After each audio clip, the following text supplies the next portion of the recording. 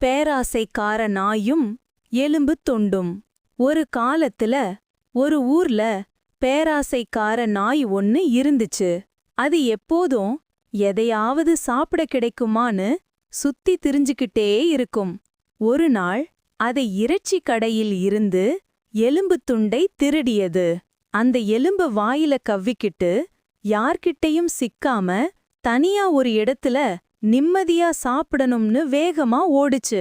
செல்லும் வழியில் சில நாய்க்குட்டிகள் அந்த முட்டாள் நாயிடம் எலும்புத் துண்டை தருமாறு கேட்டன. ஆனால் அந்த முட்டாள் நாயோ, நான் யாருக்கும் தரமாட்டேன், முழுவதுமாக நான் மட்டுமே சாப்பிடப் போறேன் என்று கூறி அந்த இடத்தை விட்டு சென்றது. அந்த நாய் ஒரு ஆற்றை கடக்க வேண்டி இருந்துச்சு. ஆற்றுக்கு நடுவில ஒரு பாலம் இருந்துச்சு. நாய் அந்த பாலத்து மேல நடந்து போச்சு. அது பாலத்து மேல போறப்போ தற்செயலா தண்ணியில தன்னோட நிழல பாத்துச்சு.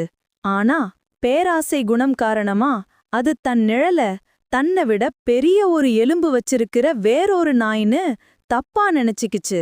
இந்த எலும்ப விட அது பெரியதா இருக்கே, அதையும் எப்படியாச்சு புடுங்கி ரெண்டையும் நானே சாப்பிடணும்னு பேராசப்பட்டுச்சு. உடனே அது பலமாக லோல் லோல் என குரைத்து கொண்டு தண்ணீரில் தெரிந்த நாயின் மீது பாய்ந்தது. அதனால் வாயிலிருந்த எலும்புத் துண்டு தண்ணீரில் விழுந்தது.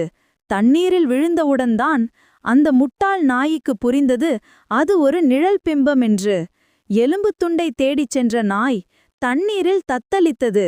மிகவும் துன்பத்துடன் உயிரை காப்பாற்றிக் கொண்டால் போதுமென கரையேறி வெளியே வந்தது. நீதி: நம்மிடம் இருப்பதை விட்டுவிட்டு பிறர் பொருளுக்கு ஆசைப்பட்டால் கடைசியில் நம்மிடம் இருப்பதையும் இழந்து விடுவோம்.